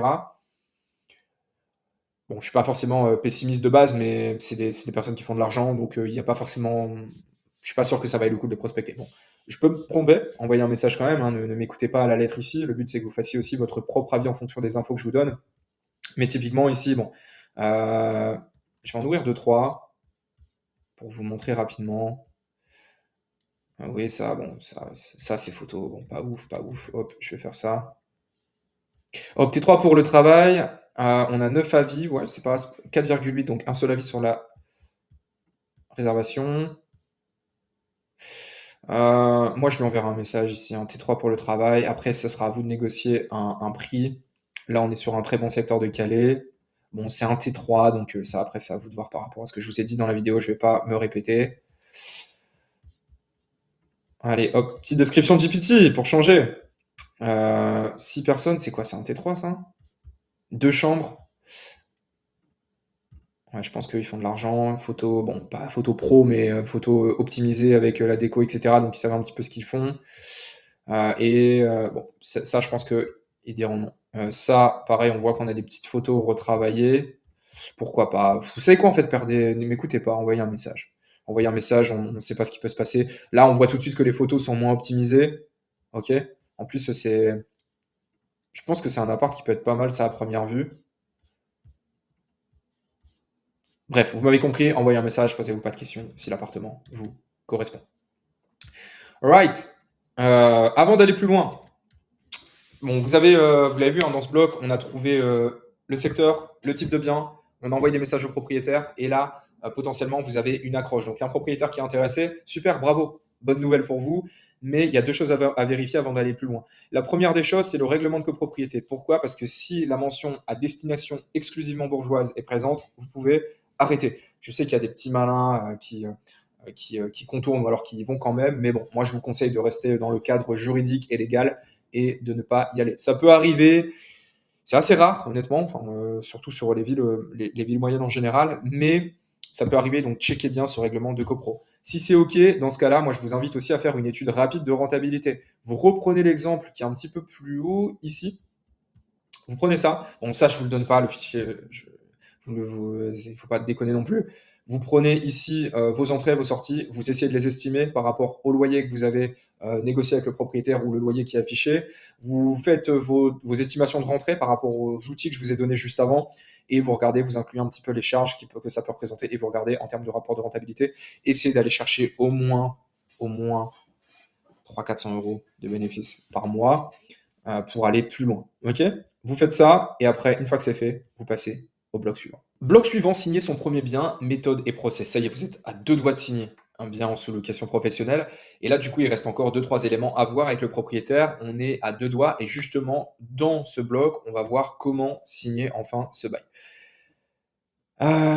Bon, ça, c'est un petit peu de mindset, hein. Encore une fois, des fois, c'est un petit peu important quand même qu'on se le dise, malgré tout, même si on en a abusé ces dernières années. Mais ça, j'ai décidé de le mettre et de le copier-coller. On l'avait déjà donné à des personnes, mais en gros, il faut vraiment que vous reteniez ça. 4 leçons clés apprises après 1000 messages et 150 appels qu'on a effectués à nos débuts. Euh, la première des choses, c'est que les propriétaires sont souvent méfiants. Au début, les réponses, elles sont froides, brèves. Vous dites, putain, j'ai l'impression de l'emmerder le mec. Mais c'est plutôt normal. D'accord? Parce qu'en fait, et c'est d'ailleurs plutôt bon signe, parce qu'un propriétaire qui vous ouvre les bras directement, il faut se méfier. Mais du coup, ça, il faut pas, il faut le comprendre. Ok? Il faut pas se dire, oh putain, il me répond un mot ou deux seulement, bon, il n'est pas intéressé, vas-y, je passe au suivant. Non, pas du tout. Les propriétaires sont méfiants, c'est normal, ils ont beaucoup de messages, et du coup, le but, ça va être de l'interpeller et d'être capable de lui parler. C'est pour ça que je recommande de très vite passer par téléphone pour casser un petit peu cette méfiance et cette froideur qu'on peut avoir au début. Restez persévérant car des biens à sous-louer, il y en a. Bon, je vais pas me répéter ici, vous l'avez compris, on peut trouver très bien un bien rapidement en sous-location. Des fois, ça peut prendre un petit peu de temps, mais ce que je peux vous garantir, c'est que sur votre secteur, vous pouvez trouver un bien à sous-louer. Il n'y a aucun secteur en France où des biens à sous-louer n'existent pas parce que les propriétaires ne veulent absolument pas en faire. Ok. Donc, restez persévérant, des biens à sous-louer, il y en aura, croyez-moi. Trouver des biens à sous-louer, ça s'apprend. Forcément, aujourd'hui, je vous donne énormément de contenu, je vous donne des documents, etc. Mais ça ne remplacera pas la pratique que vous allez faire. Moi, je peux pas être à vos côtés, appeler à votre place de propriétaire, signer le bail, c'est pas possible. Ok. Donc, c'est normal si au début vous ayez un petit peu de, de friction, vous dites ah tiens, je suis pas prêt, je maîtrise pas encore le discours, etc. C'est normal. Ok, on est tous passés par là. Par contre, il va falloir vous lancer. Et c'est normal de ne pas vous sentir prêt. C'est même bon signe de ne pas vous sentir prêt, vous allez vous améliorer au fur et à mesure des appels. Et être toujours professionnel. Exemple, une histoire de permis de louer. Bon, est-ce que je vous la raconte ou pas cette histoire? Je l'avais mis dans le doute. Voilà, en une minute. Histoire de permis de louer, toujours rester pro, je vais vous raconter l'histoire. Ça a failli partir en bagarre. On est sur un secteur, on rentre un bien avec mon associé Chris en sous-location professionnelle. C'était l'hiver, il était 19h. À 19h, je peux vous garantir que l'hiver, vous avez plus envie de bosser, ou du moins, vous vous dites, bon, je rentrerai bien manger chez moi. Je reçois un appel d'un propriétaire qui était à 100 km de là, puisque à l'époque, on prospectait de manière régionale, et qui me dit, bah, finalement, j'ai bien réfléchi à votre proposition de sous-loc, et ça m'intéresse d'en savoir plus. Alors moi, bon, je me dis, on y va, hein, on est toujours jeune et motivé, mais à l'époque, on avait un peu cette fougue parce qu'on démarrait la sous-location. Je tape l'heure de route, j'arrive devant le propriétaire, il m'accueille avec un sourire et il me dit, au fait, hein, juste pour information, je tiens juste à vous le faire visiter, mais j'ai déjà trouvé un locataire pour demain. Alors là, il y a deux options qui s'offrent à vous, soit vous balayez le propriétaire et vous repartez, soit vous restez pro, et c'est ce que j'ai fait. Donc je suis rentré dans l'appartement, effectivement c'était un bel appartement hein, enfin, qui répondait parfaitement à nos critères, et je termine la visite et je lui sers la main et je lui dis, bon, écoutez, vous savez qu'on existe, la prochaine fois qu'il y a un changement de locataire, pensez à nous, on est capable de vous le prendre. Ok, ça marche. Je ferme la porte, je rentre chez moi, je turn off le cerveau, terminé. Et en fait, le lendemain, je reçois un appel de ce propriétaire qui m'appelle un peu affolé en me disant, bah, Justin, en fait, je viens de me rendre compte, je ne le savais pas, mais que pour louer dans ce quartier, c'était un appartement qu'il avait refait à neuf, qu'il avait eu, il faut un permis de louer. Et en fait, la ville me dit que ce ne sera pas possible avant 3 semaines, un mois. Est-ce qu'avec votre méthode, il faut un permis de louer? Je réponds que non, que on peut prendre son bien tout de suite. Et vous savez quoi? L'après-midi, c'est un bien consigné. Moralité, si j'avais mis effectivement cette balayette, c'est une façon de parler, rassurez-vous, à ce propriétaire, on n'aurait pas eu le bien. Par ego, il nous aurait pas rappelé, etc. Là, je suis resté pro, j'ai fait l'heure de route, j'ai fait la visite, j'ai souri, je suis parti. Et on a eu l'appartement le lendemain. Ok. Donc, moralité, toujours rester pro, c'est super important. Quoi qu'il arrive, si un propriétaire vous dit non, vous bâche, vous restez ferme, etc. Mais restez professionnel, c'est super important. Let's go du coup. Méthode et process, donc je vous avais promis des checklists, etc. Une nouvelle ici, les 7 arguments, c'est cadeau pour convaincre un propriétaire. Je vais pas la faire, je vais pas vous la lire. Vous mettez pause, vous la prenez en capture d'écran, vous la lisez. Mais en gros, pour un locataire, enfin pardon, pour un propriétaire sur un appartement classique, plusieurs avantages, renta, flexibilité, légalité, simplicité, sécurité, fiscal, entretien maximisé. Je vous ai mis des avantages et des preuves en exemple que vous pouvez citer, vous n'avez qu'à copier-coller ou à le dire à l'oral. Et pour les propriétaires déjà en location courte durée, pareil, la même chose, un gain de temps, éviter la loi sociale, bref, c'est des exemples qu'on vous a mis. Vous pouvez les prendre, les copier et les utiliser. C'est cadeau pour vous. Pareil, une FAQ pour répondre à n'importe quelle question de propriétaire. Souvent, ça, c'est les questions qu'on va avoir en général de la part de propriétaires. Combien de temps il séjourne dans l'appart? Est-ce que je peux récupérer mon bien quand je veux? Est-ce que mon appartement, il va être dégradé? Qu'est-ce que j'y gagne? Etc., etc. Vous avez les réponses prêtes à être données. Un peu de théorie commerciale. Alors ça, ouais, je l'ai mis, personne ne le fera, hein. Je sais même pas pourquoi je l'ai mis dans cette vidéo. Mais bon, les plus motivés, on va dire, le feront. Je vous invite vraiment à prendre 5 minutes de votre temps. Vous ouvrez le lien là pour après avoir terminé cette vidéo. Allez voir, pour tous ceux qui n'ont pas fait d'école de commerce, bullshit, etc. Souvent, on parle de la méthode Soncas, ok? La méthode Soncas, en fait, elle vient nous dire que chaque personne, quand on vient l'aborder commercialement parlant, elle a un petit point faible, ok? Soit elle va être axée sur la sécurité, sur l'orgueil, sur la nouveauté, sur le confort, sur l'argent, ou alors sur le capital sympathie. Je vous invite à lire cet article, surtout si vous n'êtes pas, si vous n'avez pas dans votre carrière pro fait de commercial, que vous êtes planqué derrière un ordi et que vous mettez juste à jour des lignes de code. essayez peut-être d'aller checker ça, ça peut vous ouvrir un petit peu l'esprit et ça vous permet de comprendre que chaque personne est à même d'être euh, closée si on appuie au bon endroit. Ok. Donc par exemple, un propriétaire sur l'argent, il faudra lui dire, mais oui, mais en fait pour vous, vous allez gagner beaucoup plus d'argent. Ok. Parce que pourquoi? Pour raison X ou Y. La nouveauté, peut-être que, ah tiens, je connaissais pas cette méthode, c'est nouveau là, cela. Mais oui, c'est nouveau, c'est une nouvelle méthode qui arrive en France, c'est une méthode un peu inédite, mais regardez les avantages que ça peut vous apporter. Vous voyez? Donc ça, allez lire, vous ouvrez, tac, un peu de théorie commerciale, ça fait pas de mal. Alors, l'appel avec le propriétaire, ça y est, là, vous faites l'appel avec le propriétaire, donc techniquement, vous l'avez fait, vous l'avez pas fait. Bref, si vous voyez cette vidéo, vous ne l'avez pas encore fait normalement. Mais plusieurs choses à savoir. Plus vous faites d'appels, plus ça devient fluide. Lancez-vous maintenant, même si ça paraît flou, j'arrête pas de le répéter. C'est normal si vous vous dites, tiens, je suis pas encore prêt, etc., etc. Vous allez peut-être bégayer un petit peu au début. À la rigueur, si vous voulez faire un appel à blanc avec un pote ou autre, faites-le, mais il n'y a rien de tel que le réel. Donc, vous prenez le téléphone, si un propriétaire est intéressé, vous l'appelez, ne vous défilez pas, s'il vous plaît, c'est normal, tout le monde a bégayé au début, moi le premier, donc faites-le, c'est super important. Je vous ai même mis un taux de conversion à nos débuts. Alors, c'est vraiment un titre informatif parce que comme je l'ai dit, on avait un business model un petit peu différent au début, on prenait tous les biens en sous-location pro. Aujourd'hui, on a un réseau d'agences, donc de franchises. C'est des agences qui sont à leur compte. D'ailleurs, à nouveau, si vous souhaitez en savoir plus sur nous, sur notre réseau, il y a un petit lien qui sera quelque part dans la description. Si vous souhaitez vivre à temps plein de l'immobilier, ouvrir votre agence Placide, c'est tout à fait possible. On est sur une trentaine de villes aujourd'hui et on sera 50-60 à la fin de l'année. Donc, pensez à sécuriser votre spot, votre ville, parce que forcément, une personne qui a une ville, normalement, il n'y a plus personne dessus qui est autorisé à s'y implanter. Donc, si ça vous intéresse, lien en bio, taux de conversion à nos débuts, 5%. Donc, en gros, techniquement, quand on envoyait un message derrière qu'on avait un propriétaire en contact, on avait 5% de chance derrière que ça aille en signature. Donc c'est pour vous donner un petit peu une idée. On n'était pas à un message sur deux de conversion. Hein. Faut pas penser qu'en deux messages vous allez, sauf encore une fois, il y a plein de facteurs qui rentrent en compte, mais en général on signe pas son premier bien en un ou deux messages. Ok. Et je vous ai même mis un exemple d'appel, petite faute. En fait, c'est parce que j'avais prévu de mettre deux appels, mais j'ai oublié d'enlever le S, c'est pas grave. Vous avez un exemple d'appel ici, que je vais pas. Mais 4 minutes 32 d'appel, c'est cadeau. Comme ça vous immerge dans un exemple d'appel. Pour info, ça pareil, c'est un propriétaire avec lequel on a déclenché une visite qui était OK pour nous louer son bien. On n'y a pas été pour une raison particulière, mais vous savez quoi? Au-delà de la sous-loc, c'est un truc que je vous ai pas donné. Ça vous permet vraiment d'agrandir votre réseau. Je vous garantis que mon réseau immobilier, c'est quintuplé grâce à la sous-location pro. Je parle à énormément de propriétaires, énormément d'investisseurs. On fait aussi beaucoup de choses sur le côté. Dans l'IMO, je pourrais vous en parler dans d'autres vidéos si ça vous intéresse. Mais en gros, ça, c'est un propriétaire pareil, que j'ai appelé, que je ne connaissais pas, qui s'avère être un excellent entrepreneur, avec lequel on n'a pas fait de business, mais on a de très bons rapports. Il est pareil venu à l'une de nos ouvertures d'agence, à une inauguration. Et c'est une personne que j'apprécie particulièrement. Et tout ça parce que j'ai pick up the phone et appelé la personne. Ok, donc vous déclenchez aussi, au-delà de la sous-location, d'autres opportunités. Vous avez la vidéo en description si vous le souhaitez.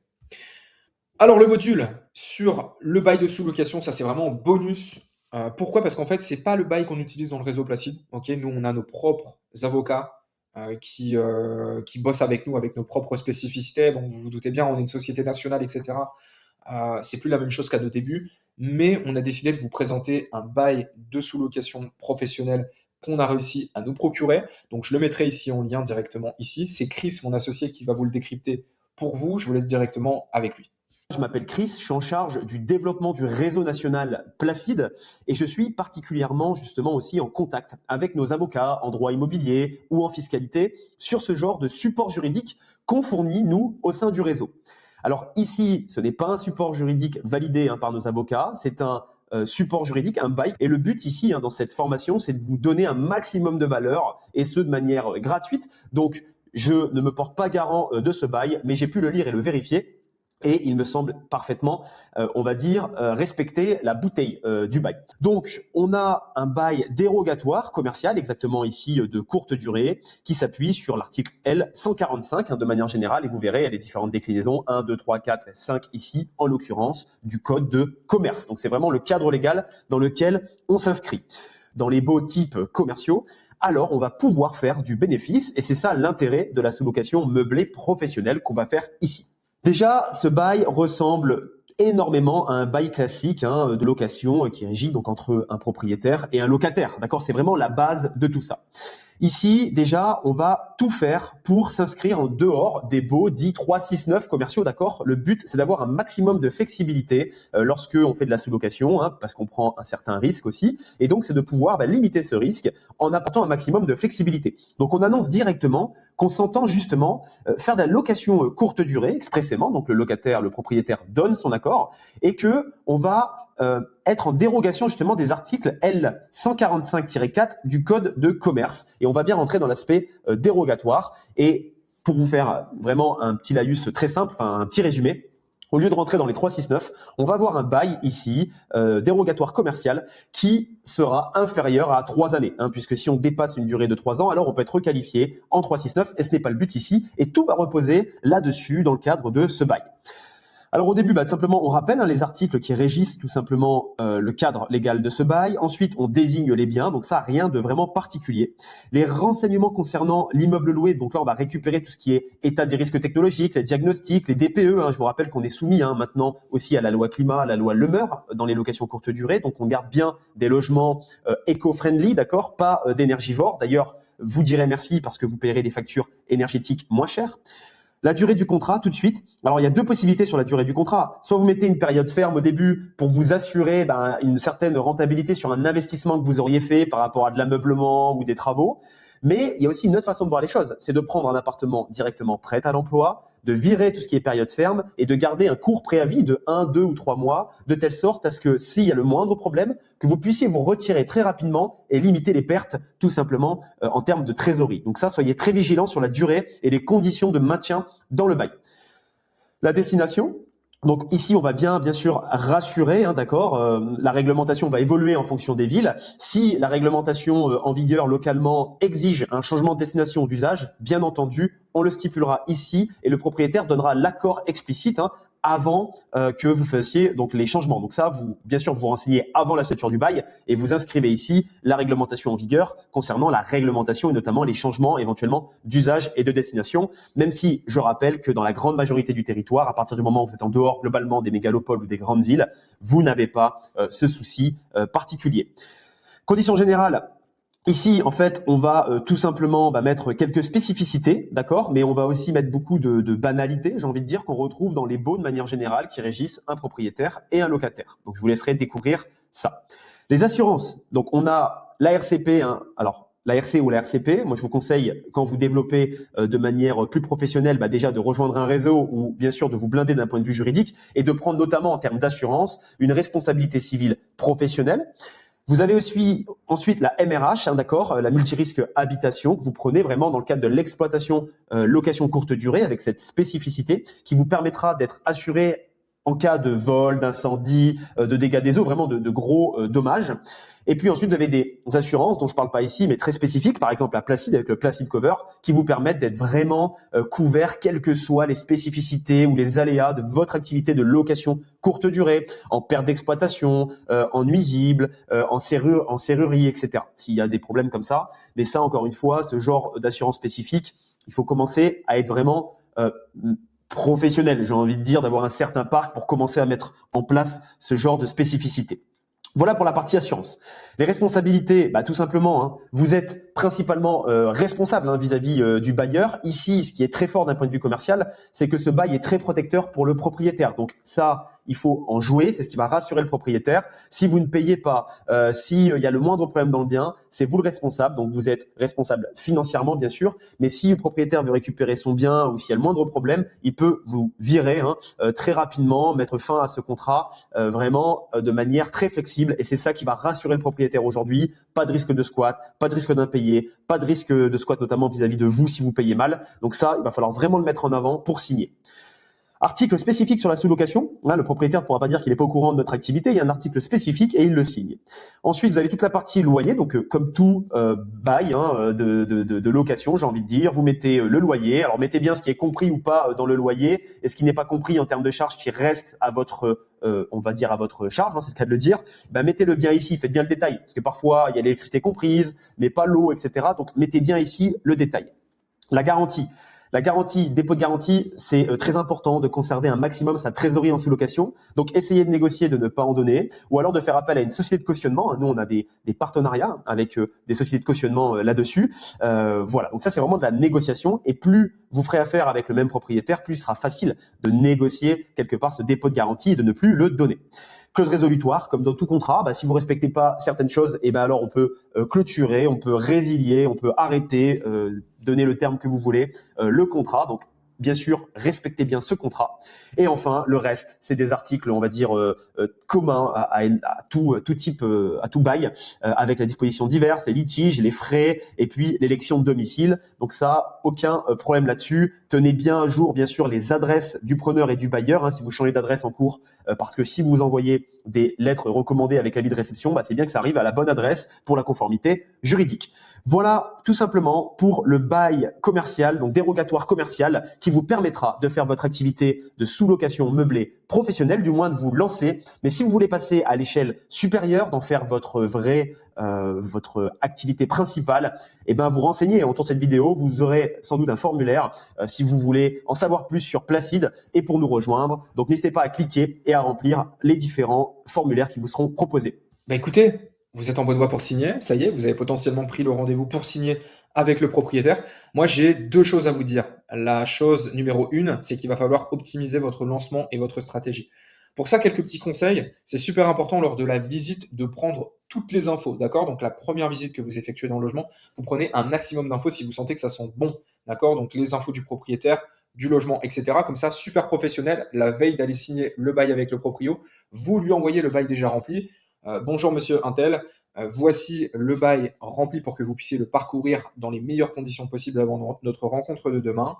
Vous lui envoyez le lien, voilà, c'est très pro, encore une fois, on a une posture professionnelle, c'est votre activité. Négocier l'achat par le proprio des éléments absents et anticiper les commandes. Alors ça, le but, en fait, deux choses. La première des choses, c'est que vous voulez éviter les frais, bien entendu. Et la deuxième des choses, quand vous signez le bail, vous voulez le mettre le plus rapidement possible en location courte durée pour optimiser votre trésorerie. Donc pour négocier l'achat par le proprio des éléments absents, je vous invite à négocier ce qui peut être vraiment gênant. Donc parfois dans certains logements, par exemple, on n'a pas de TV, de télévision. Je vous invite ça à le négocier avec le propriétaire. Écoutez, nous on cherche vraiment des appartements de standing. La télé fait partie des critères qu'on recherche aujourd'hui pour le confort de nos locataires. Il nous en faudrait une. Comment on peut faire? Est-ce qu'on peut s'arranger? Voilà, en plus de ça, même si on vous rend l'appartement dans 3-4 ans, la télé sera encore pour vous. Est-ce que c'est envisageable? Sinon, on s'occupe de refaire la déco qui restera, bon voilà, vous négociez avec le propriétaire. Dans le logement, une fois le logement rendu, est-ce que c'est OK si vous prenez la télé à votre charge? OK? Vous, de votre côté, vous prenez la déco, par exemple, donc les cadres dont je vous parlais tout à l'heure, un tapis, un petit peu de déco murale, etc. Vous la prenez à votre compte. La boîte à clés, pareil. Bref, c'est super important dans tous les cas lors de la visite d'anticiper tout ça et de faire les commandes en amont, une fois que le bail est signé, bien sûr, pas avant que le bail soit signé, mais une fois que le bail est signé, pour recevoir toutes ces choses-là avant la signature. Souvent, ce qui se passe, c'est qu'entre la visite et le bail, il se passe quelques jours et vous allez pouvoir profiter de cette fenêtre pour optimiser votre lancement. Et après, dernier conseil, limitez la caution. Alors ça, en fait, la caution, le problème, c'est que c'est une sortie d'argent qui vous sera théoriquement rendue, mais c'est une immobilisation. Et vous voulez éviter, quand vous lancez votre activité, de sortir trop de cash, d'accord? Donc là, idéalement, essayez avec le propriétaire de lui expliquer que vous lancez votre activité. Est-ce qu'il peut ne pas encaisser potentiellement le chèque? Est-ce que potentiellement on peut négocier 1 mois de caution au lieu de 2? Vous voyez, vous essayez de négocier un petit peu, toujours négocier, c'est important pour limiter les frais. Alors, petit conseil ici aussi, je donne des conseils voilà, au fur et à mesure de la vidéo, bim, ça n'a rien à voir avec ça, mais au moins, pour toutes les personnes qui sont restées jusqu'ici, c'est un conseil bonus. Quand vous n'avez pas encore de logement, en sous-location, on peut avoir tendance à se dire, avoir un peu le syndrome de l'imposteur et se dire, mais tiens, pourquoi le propriétaire va dire oui, j'ai pas d'appartement, pourquoi il va me faire confiance, etc. Vous savez quoi, justement? En fait, je suis persuadé que d'un point de vue commercial, n'importe quelle situation peut être mise en avant. Ok? Donc, si vous avez plein d'appartements, comme nous aujourd'hui, on peut avoir avec Placide, forcément, c'est simple. Écoutez, on gère 50 logements sur la ville. Regardez les résultats, on donne des résultats, on donne des témoignages de propriétaires satisfaits. Terminez, bonsoir. Ça aide. Si vous n'avez pas de logement, vous devez faire face à ce type d'agence que nous sommes. D'accord? Et je vous donne un conseil qui pourrait, de prime abord, me desservir, mais c'est pas grave. Quand vous avez un logement, quand vous n'avez pas de logement, pardon, et que vous voulez en obtenir un, il faut vous mettre dans la posture on va dire, du doueur motivé, du chef d'entreprise motivé, qui démarre son activité. Et ici, en fait, ce que vous pouvez dire au propriétaire, c'est, mais justement, monsieur X, en fait, c'est justement l'avantage que vous pouvez avoir.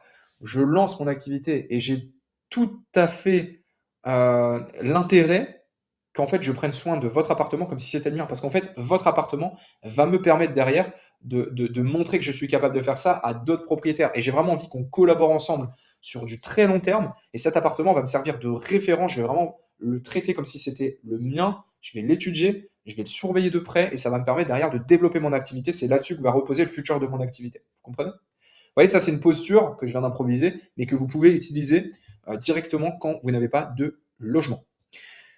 Et enfin, conseil de pro pour optimiser votre lancement et votre trésor, essayez d'inclure un maximum d'abonnements dans le loyer.